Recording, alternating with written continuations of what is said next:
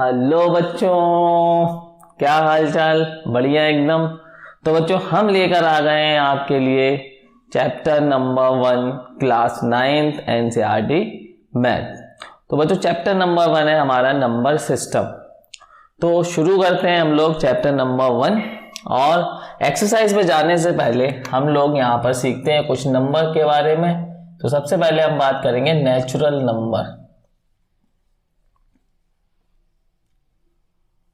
Natural numbers.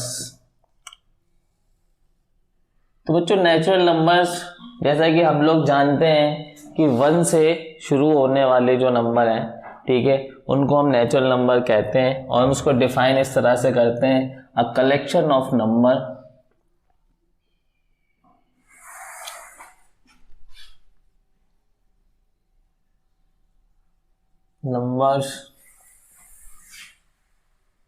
without zero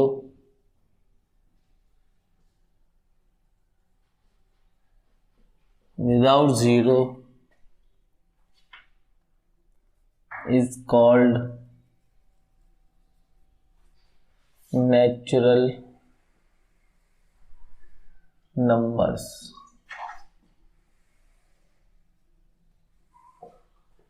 तो बच्चों natural numbers हमारे होते हैं 1 2 3 4 5 6 एंड सो ऑन, ठीक है, बढ़ते ही जाएंगे। दूसरा हम बच्चों हमारे पास है होल नंबर्स।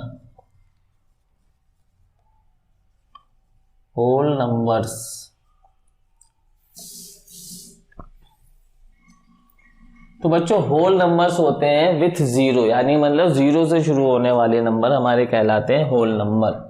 तो इसको हम डिफाइन कर सकते हैं, a collection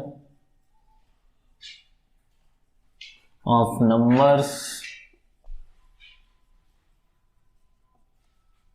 with natural number without zero, और यह with zero is called whole number या होल नंबर्स। एग्जाम्पल इसको हम कैसे लिखें, 0 1 2 3 4 5 6 एंड सो ऑन। तो 0 से शुरू होने वाले नंबर कहलाते हैं होल नंबर, और 1 से शुरू होने वाले नंबर कहलाते हैं नेचुरल नंबर। नंबर की इसी सीरीज में हम आगे बढ़े तो हमारे पास है integer number. Integers numbers.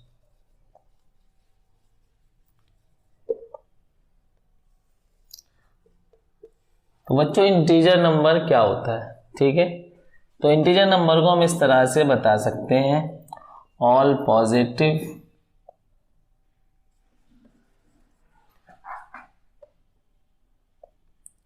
All negative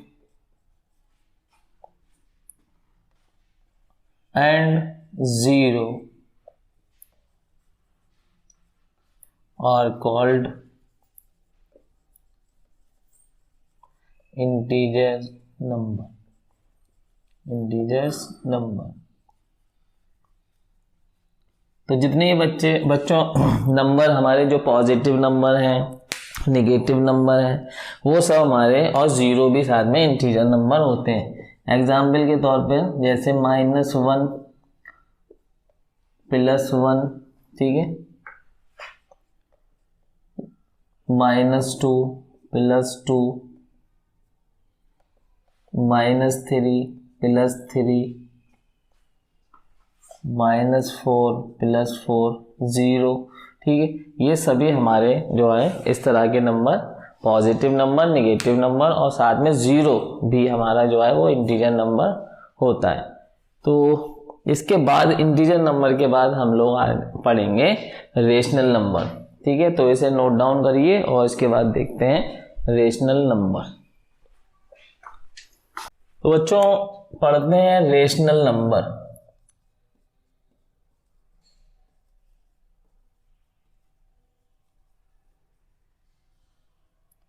तो बच्चों रेशनल नंबर्स क्या होता है, तो हम यहाँ लिखेंगे number which are written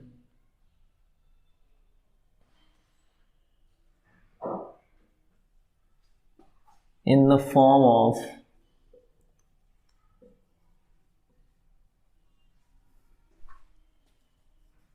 P upon Q, where P and Q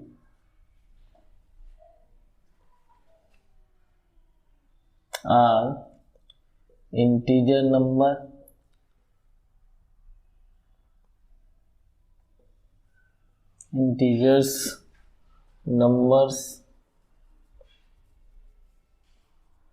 and Q not equal to 0.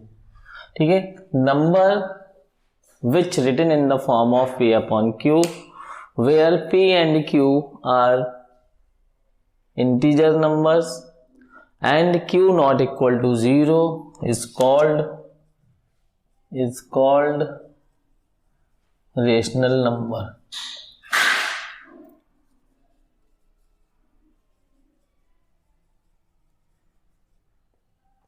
तो बच्चों रेशनल नंबर क्या होता है कि ऐसा नंबर जो P अपॉन Q की फॉर्म में लिखा हो और P और Q दोनों ही इंटीजर हो और Q जो है नीचे वाला डिनोमिनेटर जो है वो 0 के इक्वल ना हो, तो ऐसा नंबर हमारा रेशनल नंबर कहलाता है।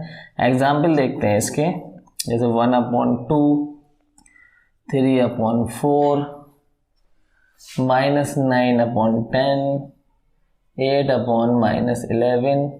ठीक है, तो देखिए यहाँ पर P और Q दोनों ही इंटीजर है। देखिए यहाँ पर जो इंटीजर है वो पॉजिटिव है, दोनों ऊपर न्यूमरेटर और डिनोमिनेटर दोनों पॉजिटिव है। यहाँ पर न्यूमरेटर डिनोमिनेटर दोनों पॉजिटिव है, यहाँ न्यूमरेटर नेगेटिव है, डिनोमिनेटर पॉजिटिव है। यहाँ हमने इस तरह का नंबर लिखा है रेशनल नंबर कि न्यूमरेटर जो है वो पॉजिटिव है, डिनोमिनेटर नेगेटिव है और जो Q जो है वो 0 नहीं होना चाहिए। यानी मतलब अगर हम ये नंबर लिख दें 2/0 तो ये हमारा रेशनल नंबर नहीं होगा।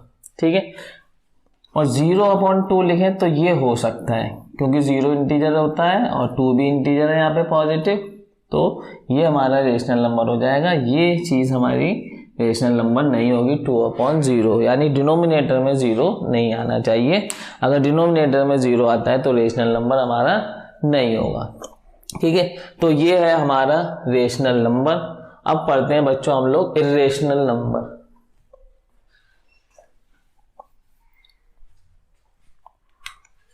बच्चों irrational number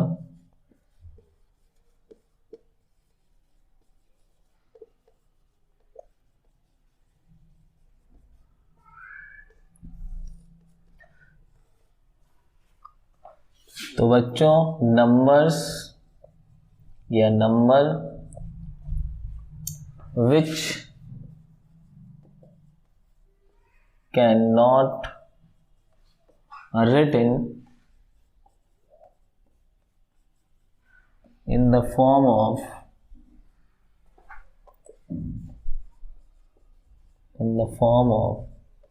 P upon Q is called irrational number।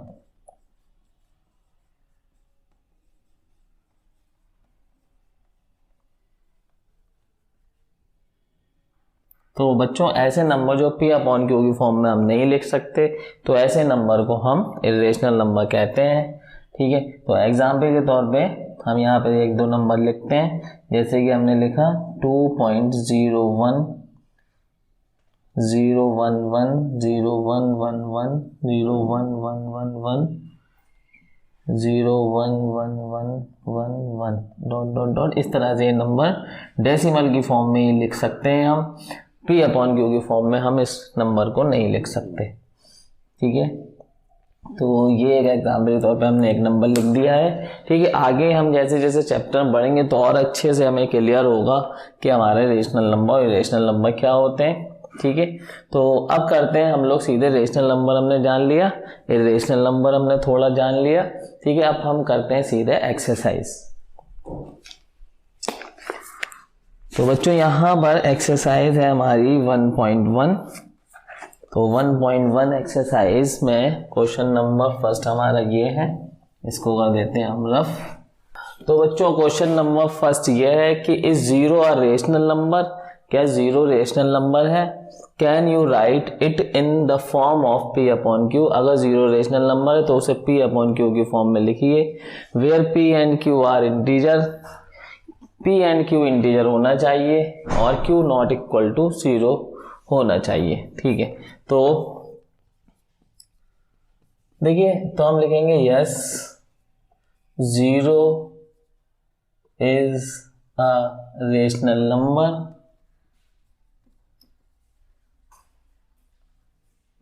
क्योंकि जीरो हमारा रेशनल नंबर है। अब कैन यू राइट, क्या आप लिख सकते हो? तो बिल्कुल लिख सकते हैं पी अपॉन क्यू की फॉर्म में। तो हम लिख सकते हैं 0/2। अब 0/2 की जो वैल्यू आएगी वो 0 ही रहेगी। ठीक है, और लिख सकते हैं 0/3। देखिए पी अपॉन क्यू की फॉर्म भी हो रही है और क्यू नॉट इक्वल टू 0 भी है, और 0/3 की वैल्यू क्या होगी? 0। और सारे लिख सकते हैं 0/4, 0/5, ये सब पी अपॉन क्यू की फॉर्म में लिखा है और इन सब की ही वैल्यू 0 है। ठीक है, तो ये हो गया हमारा क्वेश्चन नंबर फर्स्ट। अब क्वेश्चन नंबर सेकंड देखिए 4। तो देखिए क्वेश्चन नंबर 2 में ये कहा गया है कि हमें 3 और 4 के बीच के 6 रेशनल नंबर हमें निकालना है। तो देखिए अगर हमें कोई दो नंबर दिए हुए हैं, रेशनल नंबर दिए हैं कोई भी, 3 और 4 भी रेशनल नंबर है। ठीक है, क्योंकि हम 3 के नीचे 1 लगा दें, 4 के नीचे 1 लगा दें, तो ये पी अपॉन क्यू की फॉर्म हो जाएगी इनकी। ठीक है, तो यहाँ पर हम इसको देखिए बीच के नंबर कैसे निकालेंगे, 3/1 ऐसे लिख लेंगे और 4/1, ये दो नंबर है। ठीक है, तो हम क्या करते हैं कि हमें यहाँ पर 6 रेशनल नंबर चाहिए इन दोनों के बीच के। ठीक है, तो हम क्या करते हैं, देखिए ये एक न्यूमरेटर हो गया, ये डिनोमिनेटर हो गया, न्यूमरेटर डिनोमिनेटर। तो अगर हम किसी भी ऐसा पी अपॉन क्यू की फॉर्म में कोई नंबर लिखा है तो हम सेम नंबर से अगर हम न्यूमरेटर और डिनोमिनेटर मल्टीप्लाई कराएं तो उस पर कोई फर्क नहीं पड़ता है। तो हम यहाँ मल्टीप्लाई कर देते हैं 7 से और नीचे भी हम मल्टीप्लाई कर देते हैं 7 से। तो ये नंबर हो जाएगा हमारे पास 7 3 21 और ये हो जाएगा हमारे पास 7 1 7। इसी तरह से हम इसका डिनोमिनेटर 7 है तो इसका डिनोमिनेटर भी हम 7 कर लेंगे। तो मल्टीप्लाई 7 से ऊपर 7 से नीचे कर देंगे, तो इस पर कोई फर्क नहीं पड़ेगा और ये नंबर हो जाएगा 7 4 28 और 7 1 7। तो देखिए आप 3 का देखिए 21/7, ये वैल्यू 3 ही है, 7 से डिवाइड करो इसे 3 ही आएगा। और ये 28/7 ये 4 ही लिखा है एक तरह से, देखो 7 4 28। अब देखिए न्यूमरेटर को हम आगे बढ़ाएंगे तो नंबर हमें मिलेंगे। देखिए 21 के बाद 22/7, 23/7, 24/7, 25/7, 26/7। ठीक है, और ये 1 2 3 4 5 और 27/7। ठीक है, तो हमने डिनोमिनेटर हमारा सेम था पहले से और डिनोमिनेटर सेम रखते हुए हम डिनोमिनेटर को इतना बढ़ाएंगे, तो डिनोमिनेटर को जब हम बढ़ाएंगे मल्टीप्लाई करके तो न्यूमरेटर में भी हमें उसी ही नंबर से मल्टीप्लाई करना है, तो न्यूमरेटर भी बढ़ेगा और फिर हम न्यूमरेटर जो हमारा न्यूमरेटर बढ़ेगा उस बेसिस पे हम नंबर उसके बीच में बहुत सारे आएंगे उन्हें हम लिख लेंगे। तो ये जो हमारे नंबर आए ये हमारे 3 और 4 के बीच के 6 रेशनल नंबर है। 22/7, देखिए इन सब की वैल्यू जितनी भी ये नंबर है इन सब की वैल्यू 3 से ज़्यादा और 4 से कम होगी। ठीक है, इन सब की वैल्यू 3 से ज़्यादा और 4 से कम होगी, तो ये बीच में आ रहे हैं, 3 और 4 के बीच में आ रहे हैं और रेशनल नंबर है ये। ठीक है, तो ये हो गया हमारा क्वेश्चन नंबर 2 का आंसर बहुत आसानी के साथ। अब हम करते हैं क्वेश्चन नंबर 3। तो बच्चों दो रेशनल नंबर हमें दिए हुए हैं 3/5 और 4/5। ठीक है, और 5 रेशनल नंबर हमें इन दो रेशनल, देखिए पहली चीज़, एक चीज़ और कि दो रेशनल नंबर के बीच में इन्फिनाइट रेशनल नंबर आ सकते हैं, ये बात याद रखिएगा।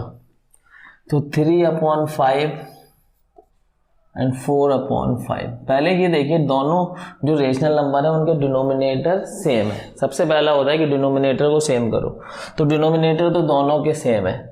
अब देखिए 3 से अगर हम चलें आगे तो 4 आ जाएगा, बीच में कोई नंबर नहीं आ रहा है, तो हम क्या करेंगे, डिनोमिनेटर को बढ़ाएंगे। तो देखिए आपको निकालना है कितना है, 5 रेशनल नंबर, तो आप 6 से मल्टीप्लाई कर दो डिनोमिनेटर में। तो डिनोमिनेटर में 6 से करेंगे तो न्यूमरेटर में भी 6 से करना पड़ेगा। फिर यहाँ का डिनोमिनेटर भी उतना ही करना है दूसरे नंबर का। तो 6 3 ज़ा 18/5 6 ज़ा 30, और ये हो गया 4 6 ज़ा 24/5 6 ज़ा 30। अब देखिए यहाँ से हम 18 से आगे बढ़ेंगे तो हमें बीच के नंबर मिलेंगे, 19/30, 20/30, 21/30, 22/30, 23/30। तो 1 2 3 4 5, तो 5 रेशनल नंबर मिल गए। अगर आपको और ज़्यादा रेशनल नंबर निकालना है तो डिनोमिनेटर को और बड़ा करो, 7 से मल्टीप्लाई कर दो यहाँ पे। और ज़्यादा निकालना है 10 से कर दो, 100 से कर दो। तो जितने ज़्यादा रेशनल नंबर आपको निकालने हैं उतने ही ज़्यादा बड़े नंबर से आप डिनोमिनेटर को मल्टीप्लाई करो। ये याद रखना है कि डिनोमिनेटर को जिस नंबर से मल्टीप्लाई करेंगे उसी नंबर से न्यूमरेटर को भी करेंगे। और फिर इस नंबर का, एक नंबर का डिनोमिनेटर जो आप बना रहे हो वो डिनोमिनेटर आपको दूसरे नंबर का भी बनाना है, ठीक है। तो आपको इन्फिनाइट रेशनल नंबर आप यहाँ पे निकाल सकते हैं, ठीक है। तो यहाँ पे तो सिर्फ क्वेश्चन नंबर 3 में 5 रेशनल नंबर निकलवाए थे। अब बच्चों हमारे पास है क्वेश्चन नंबर 4। तो बच्चों क्वेश्चन नंबर 4 ये रहा बोर्ड पर। तो क्वेश्चन नंबर 4 में कहा गया, state whether the following statement are true और false, give reason for your answers. ठीक है, तो हमें बताना है कि यहाँ पर 3 स्टेटमेंट दिए हुए हैं, तो कौन सा स्टेटमेंट फॉल्स है और कौन सा स्टेटमेंट ट्रू है। तो सबसे पहले यहाँ पर कहा गया है every natural number is a whole number. क्या हर एक नेचुरल नंबर होल नंबर होगा? तो देखिए नेचुरल होल नंबर हमारे 0 से शुरू होते हैं, 0 1 2 3 4, है ना, इस तरह से हमारे होल नंबर होते हैं। तो कह रहे हैं कि सभी नेचुरल नंबर होल नंबर भी होते हैं। तो देखिए नेचुरल नंबर तो हमारे यहाँ से आएंगे, होल नंबर के अंदर ही आ रहे हैं नेचुरल नंबर। तो जितने भी हमारे नेचुरल नंबर हैं वो होल नंबर तो होंगे ही होंगे। तो ये स्टेटमेंट हमारा हो जाएगा ट्रू, ठीक है। और रीजन ये है कि हमारे नेचुरल नंबर तो होल नंबर के अंदर ही आ रहे हैं, ठीक है, सही बात है। तो दूसरा स्टेटमेंट है कि every integer is a whole number, जितने भी इंटीजर हैं हमारे वो होल नंबर है। तो देखिए हमारा इंटीजर तो हमारा 0 भी होता है, ठीक है, होल नंबर भी होता है 0, ये भी सही है। अच्छा हमारा जो है -1 होता है इंटीजर, लेकिन होल नंबर में तो -1 नहीं होता है, ठीक है। तो ये हमारा हो गया फॉल्स। एवरी नेक्स्ट है every rational number is a whole number. क्या सभी रेशनल नंबर होल नंबर है? तो रेशनल नंबर तो हमारा 1/2 भी होता है, लेकिन 1/2 होल नंबर तो नहीं होता, ठीक है। तो ये भी हमारा क्या हो गया, फॉल्स हो गया।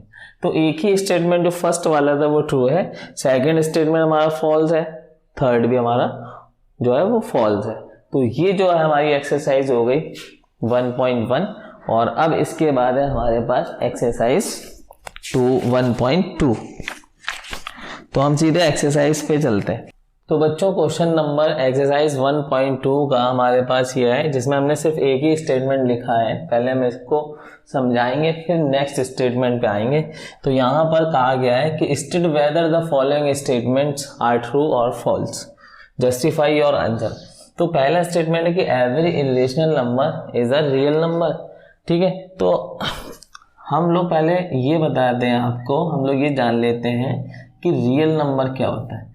तो देखिए रियल नंबर क्या होता है, ऑल रेशनल नंबर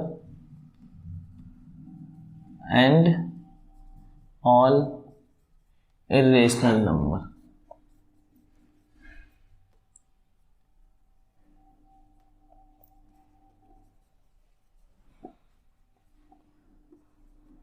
ठीक है बच्चों, तो जितने भी हमारे रेशनल नंबर हैं और जितने भी हमारे इरेशनल नंबर हैं सब हमारे रियल नंबर कहलाते हैं।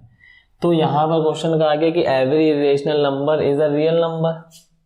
तो क्या सभी इरेशनल नंबर रियल नंबर है? तो जितने भी इरेशनल नंबर हैं वो रियल है, बल्कि रेशनल भी रियल में आएंगे।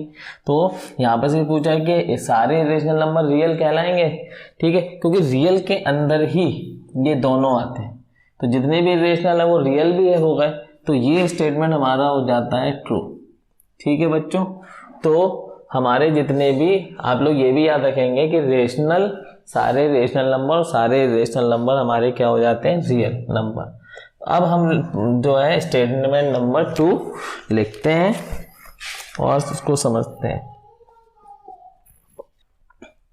तो बच्चों दूसरा स्टेटमेंट ये रहा। तो दूसरे स्टेटमेंट में कहा गया है कि every point on the number line is of the form of root m where m is a natural number. तो कह रहे हैं जो हमारे नंबर लाइन है, मान लीजिए ये हमने इसको समझने के लिए स्टेटमेंट को, ये हमारी एक नंबर लाइन है। तो यहाँ पर ये हो गया 0, ये 1 ले लिया हमने, ये हमारा हो गया 2, ये यूनिट है 3, ये 4। इसी तरह से अगर हम इस साइड में आए तो -1, -2, -3। ठीक है, अब देखिए यहाँ पर ये जो हमारा 4 है, ठीक है, तो 4 को हम लिख सकते हैं √16। √16 का मतलब क्या हुआ? 4 हुआ। ठीक है, √16 का रूट हटाएंगे, कितना आ जाएगा? 4। ठीक है, अब देखिए यहाँ पर अगर हम 3 के लिए, क्योंकि ये कह रहे हैं कि जितने भी नंबर लाइन पे आए हैं उन्हें हम इस फॉर्म में लिख सकते हैं, √m की फॉर्म में। तो देखिए इस 4 को तो हमने लिख दिया, 1 को हम लिख सकते हैं √1 की फॉर्म में, है ना, ये भी हमारा नेचुरल नंबर है। m जो है वो हमारा नेचुरल नंबर रहना चाहिए। ठीक है, अब देखिए अगर हम इसको लिखें, ठीक है, तो इसको हम रूट लगाएं, ठीक है, तो ऐसा कोई नंबर हम यहाँ पर लिखें जिस पे से हम जब रूट हटाएं तो आंसर आए 2। ठीक है, तो यहाँ पर हम लिख सकते हैं 4। ठीक है, तो 4 से हम जब रूट आएंगे 2 आ जाएगा। ठीक है, अब ये हो जाएगा √9। ठीक है, लेकिन जब हम बात करें इस पॉइंट की, तो ये तो कह रहे हैं कि हर एक एवरी पॉइंट को हम लिख सकते हैं। तो ये जो हमारा पॉइंट है वो हमारा पॉइंट होगा 1/2 या 0.5 कह सकते हैं हम इसको, है ना, 0.5। तो इस नंबर को हम कोई रूट का नंबर लिखें, ठीक है, तो रूट का नंबर लिखें, तो यहाँ पर हमारे पास होगा, ठीक है, तो हम यहाँ पे क्या नंबर हमारा आएगा, ठीक है, तो यहाँ पर हमारा आएगा 0.25। देखिए 0.25 को जब आप सॉल्व करोगे तो आपका आएगा 0.5, है ना। तो 0.5 को हम √0.25 लिख सकते हैं, लेकिन ये 0.25 इसको हम ऐसे लिखें 0.25। देखिए 0.25 इक्वल टू √0.25 इक्वल टू 0.5। सही है, ठीक है, लिख सकते हैं इसे रूट में, लेकिन ये हमारा 0.25 हमारा नेचुरल नंबर नहीं है। ये कह रहा है कि m नेचुरल भी होना चाहिए, तो इस पॉइंट का नंबर देखिए √m की फॉर्म में नहीं है। ठीक है, ये √m की 0.5 वाला जो हम रूट की फॉर्म में लिखना चाह रहे हैं वो रूट की फॉर्म में नहीं, √m की फॉर्म में नहीं आ रहा, m भी होना चाहिए, m मतलब नेचुरल नंबर है। तो ये हमारा स्टेटमेंट हो जाता है यहाँ पर फॉल्स। ठीक है बच्चों, देखिए हमने कुछ नंबर्स को यहाँ पे √m की फॉर्म में लिख दिया, ये हमारा √m की फॉर्म में हो गया, 16 नेचुरल नंबर है, ये हो गया, ये हो गया, ये हो गया। लेकिन ये वाला 1/2 या 0.5 को जो हमने लिखा तो रूट की फॉर्म में तो हम उसे लिख पा रहे हैं, लेकिन जो एक और शर्त उन्होंने कह दी कि वो नेचुरल नंबर भी होना चाहिए रूट में, तो नेचुरल नंबर रूट में नहीं आ रहा। इसी तरह से बहुत सारे ऐसे नंबर यहाँ पर होंगे जो हम रूट की फॉर्म में तो लिख सकते हैं, लेकिन वो नेचुरल नंबर नहीं होगा। ठीक है, रूट में नेचुरल नंबर नहीं होगा। ठीक है, तो ये था हमारा स्टेटमेंट 2। अब हम लिखते हैं इसमें स्टेटमेंट नंबर 3। तो थर्ड स्टेटमेंट है बच्चों हमारे पास, every real number is an irrational number. जितने भी हमारे रियल नंबर हैं वो सब इरेशनल नंबर हैं। तो ये तो हमारी बात वैसे ही फॉल्स हो रही है, क्योंकि रियल नंबर में तो रेशनल नंबर भी आएंगे। ये कह रहे हैं इरेशनल नंबर, जितने भी रियल नंबर होते हैं सब इरेशनल होते हैं। तो ऐसा नहीं है, कुछ इरेशनल होते हैं, कुछ रियल नंबर इरेशनल होते हैं, कुछ रेशनल भी होते हैं। ठीक है, तो ये हो गया हमारा। अब हम करते हैं क्वेश्चन नंबर 2।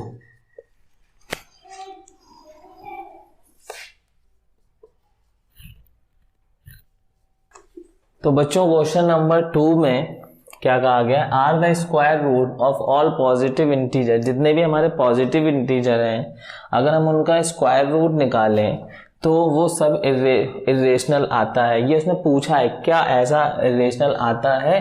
ठीक है, तो हम यहाँ आंसर लिखेंगे नो, सभी में ऐसा नहीं होता। ठीक है, नो, इसका आंसर तो हो गया नो। इफ नॉट, अब कह रहे हैं कि if not give an example, अगर नहीं है तो आप एग्जाम्पल दीजिए of square root of a number that is a rational number. तो एग्जाम्पल हम यहाँ पर दे देते हैं रूट 9। अगर हम रूट 9 को सॉल्व करें तो आंसर आएगा हमारा 3, और and 3 is a rational number.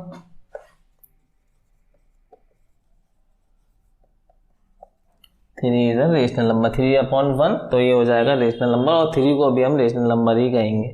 ठीक है, और एग्जाम्पल हम यहाँ पर ले लेते हैं, यहाँ पर हम ले लेते हैं रूट 4, तो ये हमारा आंसर आएगा 2। ठीक है, तो 2 इज अ रेशनल नंबर। तो ये हो गया हमारा क्वेश्चन नंबर 2।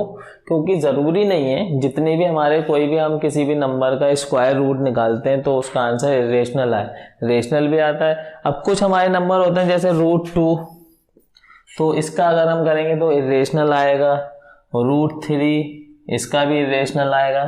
ठीक है, तो इरेशनल भी आता है और रेशनल भी आता है। ठीक है, तो ये हो गया हमारा क्वेश्चन नंबर 2। अब हम करते हैं क्वेश्चन नंबर 3। तो बच्चों क्वेश्चन नंबर 3 में कहा गया है show how root 5 can be represented on the number line. तो किस तरह से हम रूट 5 को नंबर लाइन पे रिप्रेजेंट करेंगे। तो बच्चों देखो हम किस तरह से, देखिए जो भी नंबर हमें, जैसे हमें रूट 5 हमें जो रिप्रेजेंट करना है रूट 5 करना है, तो हमें ये पता होना चाहिए कि रूट 4 कहाँ पर आएगा। ठीक है, सबसे पहली बात तो ये, जैसे अगर आपको रूट 9 रिप्रेजेंट करना है तो आपको पता होना चाहिए कि रूट 8 कहाँ पर आएगा। ठीक है, नंबर लाइन पर। तो सबसे पहले हम एक नंबर लाइन बनाते हैं यहाँ पर।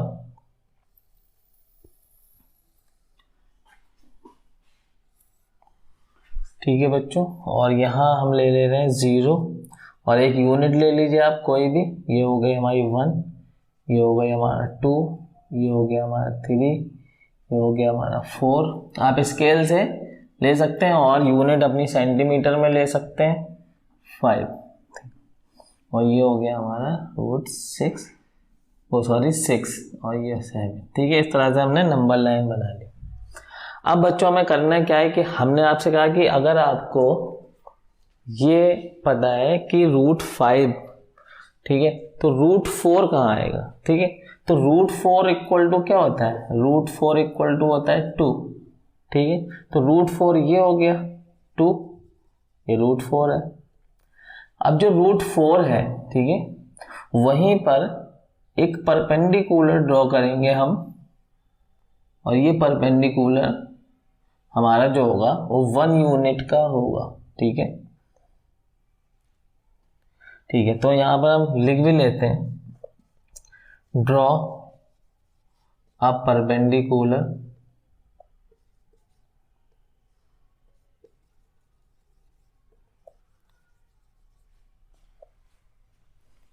और इस 2 वाले पॉइंट को हम कह देते हैं B point, at point B.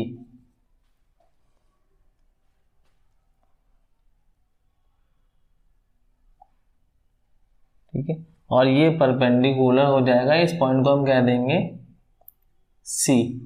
ठीक है, तो ये हो जाएगा परपेंडिकुलर बी सी, और यहाँ पर हम लिखेंगे B C equal to 1 unit, B C equal to 1 unit, और इस 0 वाले पॉइंट को हम कह देते हैं ए। ठीक है। अब देखिए ये हमारा हो गया 1 यूनिट, ठीक है, ये ध्यान रखना है। और 1 यूनिट का परपेंडिकुलर कहाँ पे डालना है, जहाँ पे √4 आएगा, क्योंकि हमें √5 निकालना है। ठीक है बात। अच्छा ये ए बी हमारा जो हुआ वो कितना हो गया, अगर हम, तो ए बी हमारा हो गया 2 यूनिट। भाई ये देखिए यहाँ से यहाँ तक 1 और यहाँ से यहाँ तक तो 2 यूनिट का ही हो गया। अब हमारा क्या काम रहेगा, ज्वाइन कर देंगे हम इसको। देखिए ये हो गया गड़बड़ लाइन, ये ऐसे हम इसको ए सी को ज्वाइन कर देंगे, ज्वाइन ए सी। ठीक है। अब देखिए यहां पर ये जो ए बी सी बना हमारा triangle A B C is a right angle triangle. ठीक है बच्चों। तो बच्चों देखिए यहाँ पर ये राइट एंगल ट्राइंगल बनना है क्योंकि हमने परपेंडिकुलर डालना है। ठीक।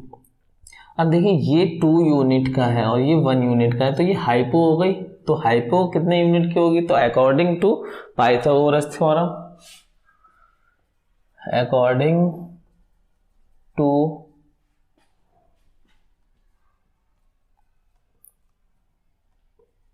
पाइथागोरस, ये पी बड़ा बना देते हैं यहाँ पे, पाइथागोरस थ्योरम।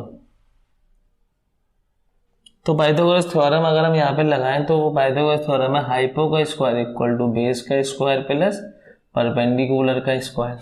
तो देखिए हाइपो यहाँ पर क्या है, AC, तो AC का स्क्वायर। बेस यहाँ पर क्या है, देखिए ये हो गया AB, तो AB का स्क्वायर। और परपेंडिकुलर क्या है यहाँ पर, BC, तो BC का स्क्वायर। अब देखिए AC तो हमें पता नहीं क्या है इसकी वैल्यू।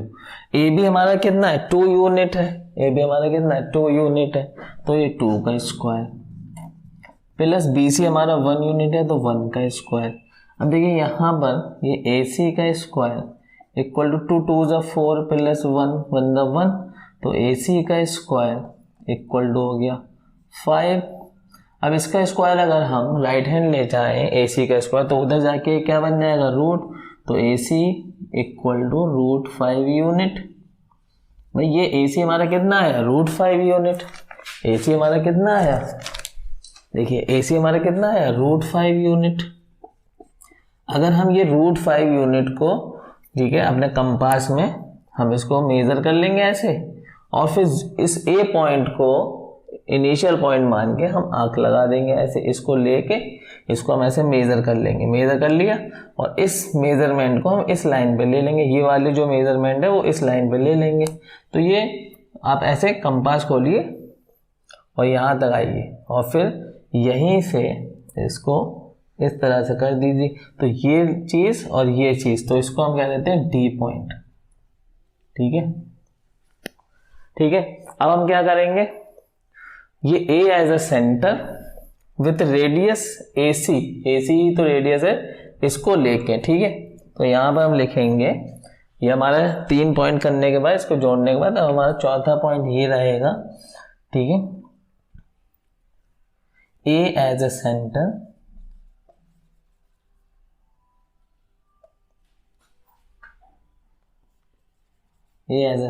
विथ रेडियस, अब रेडियस हमारी क्या होगी, AC, और AC हमारा कितना है, √5 यूनिट। ठीक है, ड्रॉ एन आर्क,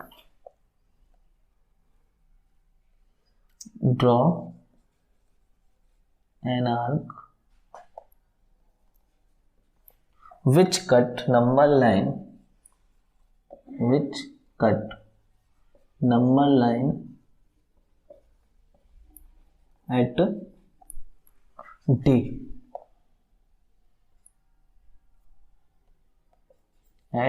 D, ठीक है। अब if A is initial then D point is √5, ठीक है। if, यहां से नंबर मान, if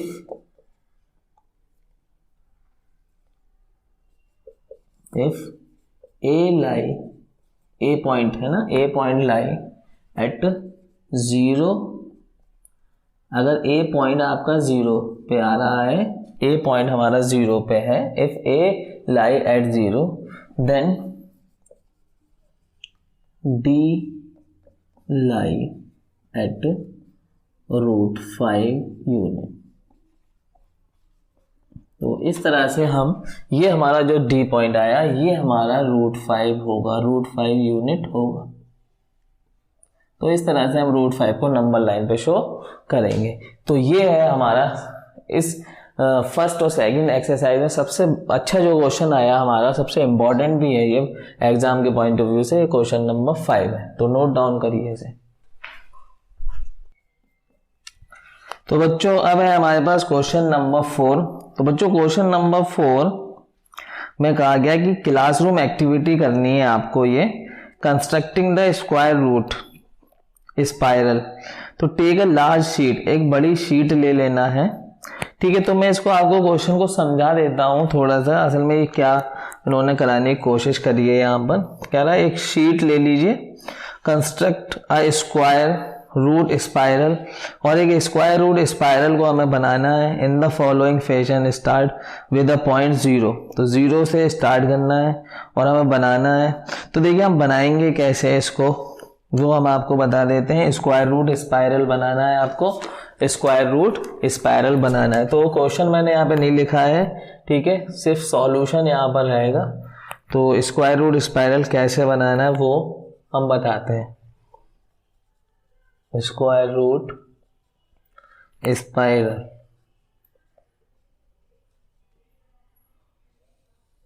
तो बच्चों करना क्या है कि सबसे पहले एक 0, यहाँ पे हमारा 0 रहेगा। अब यहां से एक यूनिट, ये हमारा 1 यूनिट का, ठीक है, और 1 यूनिट का परपेंडिकुलर, ठीक। तो ये हमारा 1 यूनिट, ये हमारा 1 यूनिट, ठीक है, ये परपेंडिकुलर, ये 90 रहेगा, ठीक है, और ये यहां से हमने इसको जोड़ दिया, तो ये हमारा राइट एंगल ट्राइंगल बनेगा, ये इस तरह से। अब देखिए अगर हम यहाँ पर पाइथागोरस थ्योरम लगाएं और ये जाने कितना है, ये वाली चीज़ अगर हम जाने कितनी है, तो फिर हमें यहाँ से क्या मिल जाएगा। देखिए ये हो गई हाइपो, तो हाइपो का स्क्वायर इक्वल टू बेस का स्क्वायर प्लस परपेंडिकुलर का स्क्वायर, ये होता है हमारी पाइथागोरस थ्योरम।